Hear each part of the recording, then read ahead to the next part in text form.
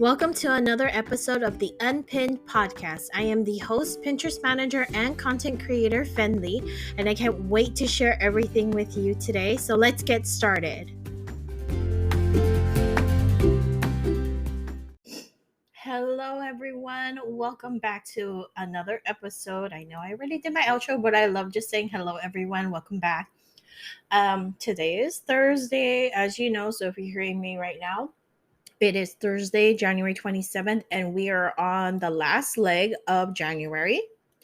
If you have heard any of my past podcasts, I have always been asking how everyone is doing and to drop me a message or a comment so I can hear back from you about how you're doing. And if there's anything that you're struggling with, I am more than happy to help out with that. So today's episode is going to be all about idea pins. I know I've been doing this whole entire series the past 3 weeks about how to create a standard pin and a video pin, and now we're on to idea pins. And I am really excited to talk about this because this is a new feature that has been introduced by Pinterest kind of mid last year, and then late as of last year they started heavily favoring it. So I'm kind of glad that I've always wanted to do this podcast, but I'm a little glad that I started doing it now because now there's a more concrete and clear, a little more clear, I guess, message about what idea pins are. And Pinterest, it has been opening up a little bit more about what it is and how people can use it in their strategy. And now we know a little bit more about it as opposed to before. We didn't know very much about it. Pinterest managers were kind of scratching their head because there was just a lot of unknown things about it. And now that we've gotten all of the information, I can't wait to share it with you. So let's talk about the idea pins, right? They are basically the social media version of stories. And anyone who's used social media, you're pretty much familiar with it. You're basically uploading some kind of short clip or picture in your profile for a playback. And after 24 hours, it goes away. However, the concept of an idea pin is pretty much the same as a story. Stories in social media, but it doesn't seem to carry the same kind of weight or perks yet. And I say yet because of the fact that, Pinterest has always been making changes and they always been making changes towards improvement. And they've always been doing this experimenting and then they take it away, like hashtags. They put it out there and then they realized it wasn't a great fit. So they turned around and they basically took it away and made it irrelevant. So, I mean, it could turn at a flip of a page, right? So let's just hope that Pinterest really does have a much bigger plan or vision for idea pins that currently right now we just aren't seeing. So when I'm gonna be talking about idea pins, I know normally whenever I talk about any kind of pin or styling any kind of pin, I always talk about like the formatting, what you need to do, all of this stuff. But for this one, I'm going to do something a little bit different. I'm going to be giving you the pros and the cons about idea pins because what I want people to understand is even though like using idea pins is like a big, huge, like utilization as a part of their marketing strategy, like it's a big advantage over a lot of other, Pinterest profiles that probably don't utilize it. But here's the reason why I'm going to lay it out to you, and it's because I want you to have all of the information that you need to know about idea pins in order to gain the understanding that you need to make an educated decision for yourself, so that when you're planning out your marketing strategy for Pinterest, that you are well equipped and you know exactly what you want out of it, and you go into it fully knowing well what kind of content you want to create and how it's going to benefit you in the long run. So let's go ahead and talk about the pros because I don't like to speak about the negatives first. I want to start with positive. So, pros. It is the most currently heavily favored content on Pinterest. And I say currently because, like I said, Pinterest can always turn a phrase, change a page, right? And the reason being is because I read somewhere in a community forum that it will even trump pins that have a lot of engagement or saves. Like that's just how intense it is. Okay. And this same rule actually goes for 100% organically fresh, posted content, and which I did talk about in my previous episode. Anyway, I'm like rewinding back and fast forwarding. So let's move forward. After posting an idea pin, it shows up in the first row of your profile, meaning that if you've ever gone to your profile, you ever seen that you don't see your boards first anymore. Before, like way back, like when Pinterest was first starting out, your boards was like the first thing people would see. They would see your bio with the whole row of boards that you had, and that's how it was. Now, because of the fact that Pinterest is wanting to, heavily favor or really wants fresh content from their creators and business owners alike, they created a created tab, which is when people go to your Pinterest profile page, they get to see all the pinned content that you share or created in the past. They actually made a place for idea pins to show up, and that's going to be in the first row. So instead of it being a bunch of mixed pinned content where some of it is yours and some of it is other people's, they will see your rows of idea pins if you have a lot, if you posted a lot of them. So if you want to check it out and you want to see what I'm talking about, go create an idea pin just for funsies, make it short and simple, and then see where it ends up, and then you'll know exactly what I'm talking about. Okay. You will have the ability to gain more exposure and brand awareness if you utilize idea pins in your strategy. And the reason why I say this is because, like I said, they do heavily favor this kind of content on Pinterest, and people will get to see your content in a more like kind of like tunnel vision, right? They're not distracted by anything else in their Pinterest feed or anything like that. They're focused on one kind of content, and that's the one that's showing up right in front of their screen, which is your stuff. The other great part about using idea pins is that you're able to recycle content from your social media platforms. And when I'm talking about social media platforms in specifically, I like talking about TikTok or Instagram. And the reason being is because most of the time when people do TikTok or Instagram, they mainly do videos, and video content is a really good source of content, or a very good backbone of content for idea pins, because you can't tell a story any better than a video, right? I mean, you can try and use like text slides, but that's probably going to get boring really fast, and nobody really likes that. So visuals, right? You can have up to 20 slides for an idea pin, which means that when you're creating an idea pin, I know like when you go into stories, you're pretty much limited. For Instagram, I know it's like limited to 60 seconds now. I don't know about TikTok, but I do know that you can have up to 20 slides for a single idea pin. And each idea pin that you have, I believe the video can be at least like 3 to 60 seconds long, I believe. You can go and double check for yourself, but you can have up to 20 slides. Okay. Um, and I did mention videos are allowed. The next thing is that Pinterest profile is automatically shown at the end of the slide. So your idea pin in general, if you think about it, your idea pin is kind of like a carousel, right? You have all these multiple slides or multiple videos that are automatically just playing through. And at the end of it, it will show your Pinterest profile. You don't have to do anything, it's an automatic thing. What it does is that it allows people to see your profile and click on it to instantly follow you, or they can click on your profile to go check you out even further. Either way, that's what it does.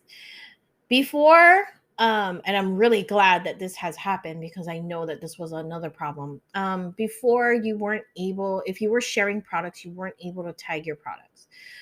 Especially if you were the kind of person who could do like product catalogs on Pinterest or merchants, and we can totally dive into how to do that and what that is later. But if you're the type of person that does products or sells products, it was very difficult for you to even tag your product. Now you can. Um, The other kind of positives for using idea pins is that if you're photographers or any kind of artsy type of content, they do extremely well on these type of pins. And that's mainly because, it's all about the visual, and it's all about doing things and basically just having an idea. And most of the time, art is always about having like that next idea, right? The other cool thing about idea pins is that they last forever. So, just like all the other pins that you create, your standard pins, your video pins, all of those, they will last forever. They will stay up there forever. It will never be taken down. It's not content that's ever going to go away. And if anybody ever searches for your content, they're going to find it. Okay. So, what are the bad parts about idea pins? And this is the part where a lot of Pinterest managers, because I'm in a Pinterest manager community, they kind of scratched their head about this because they were just kind of confused at how they were going to utilize such a gold mine tool. Like, it's a tool of gold, but they had no idea how to measure how much gold it weighs. So it's kind of like we know it's gold, but we just don't know how much weight it has. So what I mean by this is that there is no statistical measure currently for your content on idea pins. And this is the reason why. So there was a Pinterest manager that was test running this idea pin and seeing how it is and what it's all about. And she noticed that she would not be able to get true numbers, because she would see that somebody would share her pin, idea pin, excuse me, but she would not be able to see how much that share has contributed to her numbers, or if it had contributed at all. And what she found was that it doesn't contribute. So it's kind of like, as soon as someone shares your idea pin, it cuts off the numbers. Like, you won't be able to see how well it does past that. You'll only be able to see currently as it is in your platform. That is basically what happened.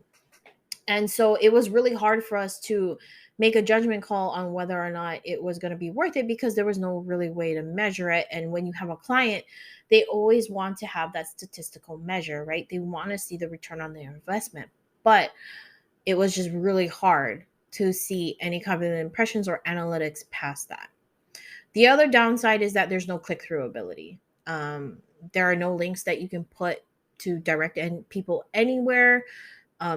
You can't even put a URL on it. Like, don't even bother trying to use text, because that's just not going to work either.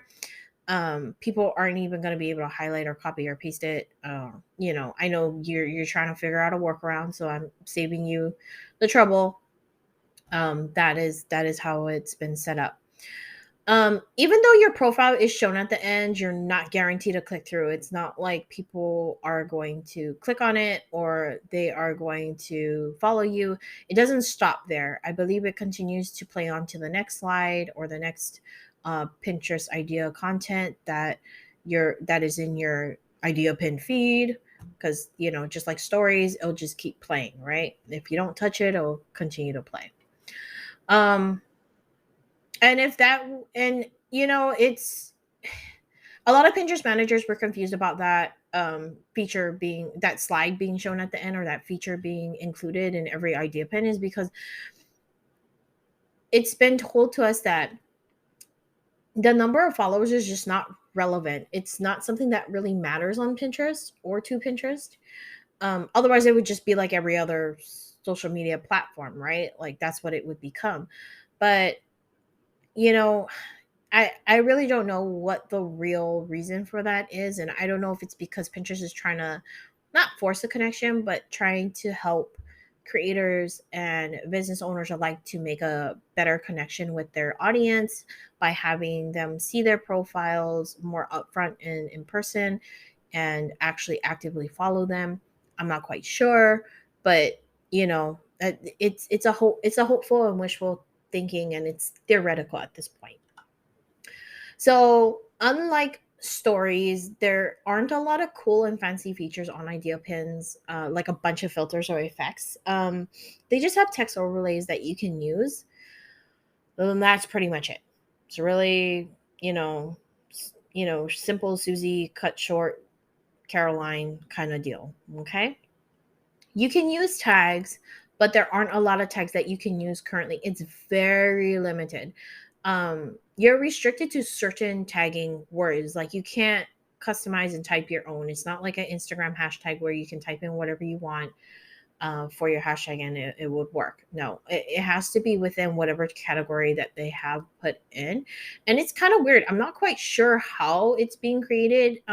My assumption is that the tags are being created based on popularity. So how often that word shows up is what you can show. I really don't know, but I do know that there is a limit on how many tags you can have and the kind of words you can use. So in my total perspective right now, it's not very helpful. And sometimes I went with some idea pins just not having a tag at all because I couldn't just find something that would best describe it. And the other part is that the tags doesn't necessarily mean your pin will be seen more in your ideas. And right now, the strategy on ideas isn't completely clear, other than everything I'm going to be sharing with you today. There is a lot of frustration from content creators and business owners alike about using this idea pin feature. And I've read a lot of forums. And I mean, if I had to put it in short terms, not very many people are happy about this. But if you are still sticking with me by now, you're probably already made the decision on whether or not you really want to use idea pins in your strategy. And if you haven't, don't go yet because there may be a chance that you might still consider it, because I am going to talk about some of the great things that you could do, or great examples that you could use for your idea pins to give you some idea pin content ideas. So let's move on. All right. So you know everything, the pros and cons. You've made your decision. You're going to stick to it. So here's some things to keep in mind. The first one I want you to know is that the purpose behind idea pins is that Pinterest wants you to know that it's a way for you to share your inspiring ideas or information in a storytelling kind of way. And once I go over what you will need as far as like idea pin content, you're going to understand. So you're always going to want to do videos over pictures. Even if you don't have, so sorry, even if you don't have a lot of video content, use it anyway. If you have video content available, use it. Please use it. Use it first over your pictures. I mean, you may say, like, I have dozens of dazzling pictures. Yes, great. But videos are the most effective way to tell a story. It's the fastest way to tell a story, and it helps people make a fast connection with you. So make sure you use those first in order to stand out in your pinner's feed as far as like idea pins, because we all know idea pins, they're going to end up in that feed, but you're going to want to make sure that you have that leverage from the get-go. Make sure you always have a text overlay caption. It's just like video pins. People are going to be watching your idea pin with the sound off, so don't worry too much about the sound or any kind of music. Just make sure that you have that text overlay that you need, or the caption you need, to do a short title of the story that you're about to share, if the video is in the beginning. If not, then you proceed with it as if it was the middle or the end. You want to keep the video length between 3 to 60 seconds, and the size of the video or any kind of picture that you will be sharing on idea pin should be a 1080 by 1920 pixels, or a 9:16 ratio aspect. So now that you know the formatting and what kind of content you want to prioritize over anything, so videos over images, here's the next thing. You want to make sure you provide full content. And what I mean by that is you want to share content that is 100% original, and it's the kind of content that you're going to be telling a story with a beginning, a middle, and an end. Um, Make sure what you want to make sure that you're doing in every idea pin, if you are doing something like a do-it-yourself project, or if you're trying to give an inspiring idea, you want to make sure you give the people the tools or the means to act upon what you are sharing. So one of the greatest examples I can use is like a do-it-yourself project. If you're trying to do like a building a rocking chair or something, you can tell them, you're going to need this kind of drill, this size, this everything. At the end of your idea pin, when you fill out the full details, you're going to be able to tell them the kind of supplies they will need in detail in order to do the project that you just shared. Other examples of content, if it's not a do it yourself, is photography, because I know I mentioned before it was like photographers and art types would highly benefit from using idea pins. So an example, if you are a photographer, you can showcase your work, um, but you could also share your camera settings for other photographers to achieve the same kind of photos you're producing. And that's one way to give value in your content as well. And of course, create a connection, right? Because some of your audience may be photographers as well, or inspiring photographers, and they really like your work and they want to be able to follow in your footsteps and connect with you more. So by providing that kind of information, that gives them the connection to you, and that's the kind of people that are going to keep coming back to see your content. uh when you do your videos, you also want to give it some personality. So when you do idea pins, you want to make sure you show off some personality. It's a very important factor. Most of the time, what we want to see here is your face. You always want to show your face, or you want to help people to get to know you, so that way they can recognize you and your content every single time you share. I think the reason why this is an important component to your idea pins is because it would actually help or encourage your audience to follow you, or to even click on your profile, um, so that they could come back for more content, or they know exactly who you are. Which is the reason why I mentioned do it yourself videos would be perfect here, amongst a lot of other kinds of content that you can do, like baking recipes. You can also do some kind of gardening project. Just anything is it's possible, as long as you have an idea, you share it, and that's the whole entire purpose. So I even mentioned about using videos, like to recycle content, and in particular I was talking about TikTok. So when you repurpose your TikTok video content, it's a great place to do it. Like, don't be afraid to show it off, who you are as a business owner or creator. This is the space to just really shine, right? Do a quick intro about yourself if you have to. That would help as well. Like, if you don't want to put it in the middle because you don't want to break up things, you can put it at the end. You can say, thanks for watching. I am a woodworker who create, or craftsman that create hand makes all of your wooden projects. If you would like to see more of me, follow my profile. Like, very short, quick, sweet, tells everybody who you are and what you do, kind of deal. With TikTok videos, I always tell people that you always want to start from TikTok, do it, post to your Instagram story, and then post to your Pinterest profile. And the reason being is because Instagram and TikTok, I believe they have the very similar video formats. I don't know the exact size, but I do know that I've been told that it was better to go from TikTok to Instagram to Pinterest pins. And it's just because the flow of things would be easier. I don't think there is very much resizing that needs to be done going from a TikTok to an Instagram story. Um, as opposed to going from because it would be really confusing if you went from TikTok to Pinterest to Instagram, because you would have to resize it to Pinterest, which is bigger, and then you come down to Instagram and then you got to resize it back down. So that's why it probably doesn't make sense. You just want to size it one time and go.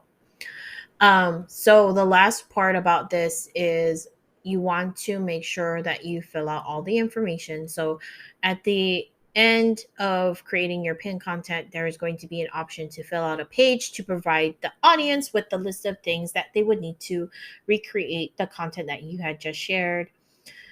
Um, like I said, if you are sharing a recipe or if you're doing a woodworking project, there is going to be a space for you to put the ingredients list or the list of supplies that people will, list of specific supplies. That's quite the tongue twister, yeah. The specific supplies that they will need in order to do the same project that you have just produced. There's the tag list, which I did mention before. But I mean, in this particular case, I know that sometimes it's going to be hard because you can't use very many words that would best describe your content, but try to choose the best tags that you can to fit the content that you are sharing. Um, and as I said before, I am hoping and I am praying that Pinterest will improve upon this in the future. And the last thing I want you all to do before you hit that publish button is make sure that you double check your work. Make sure you're doing a quality control, okay? Make sure that you have clean and high quality video and images. If you don't, go back, get it done. Do what you have to do to make that resolution bright. Check that your screen edges are covered. If they're not, do what it takes to resize it. Natural light has always been a preferred source of lighting, especially in videos, but overall, I know it's not always easy to accomplish.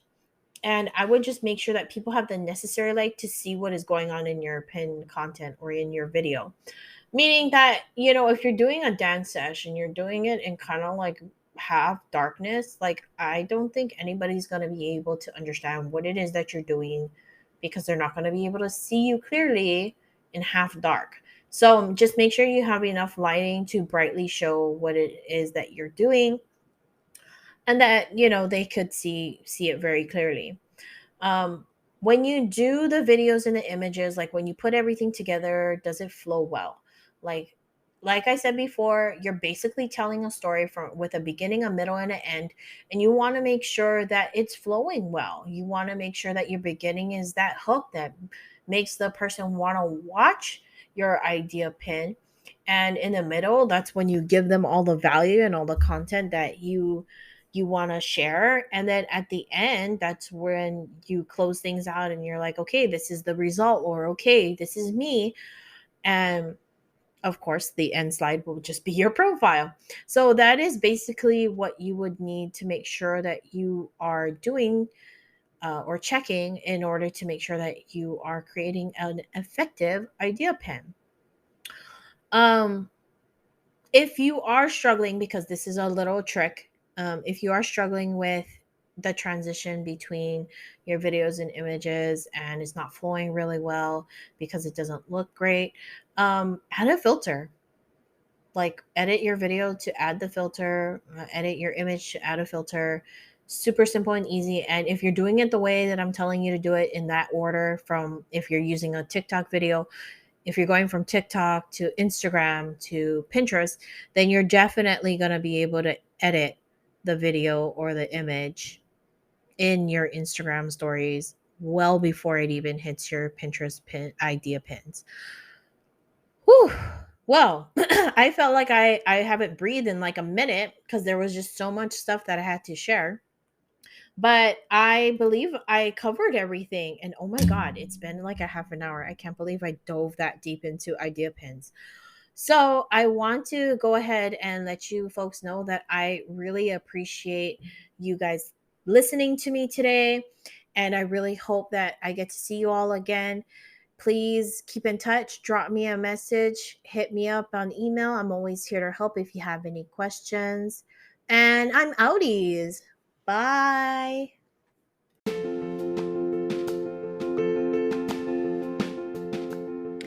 Thank you so much for tuning in today. I know you learned something, so share it with others. And if you would like to connect with me through social media, all of my links are in the description below, where you can also sign up for my newsletter. You can even message me with all of your questions. I'm always here if you need me. So until next time, keep pinning.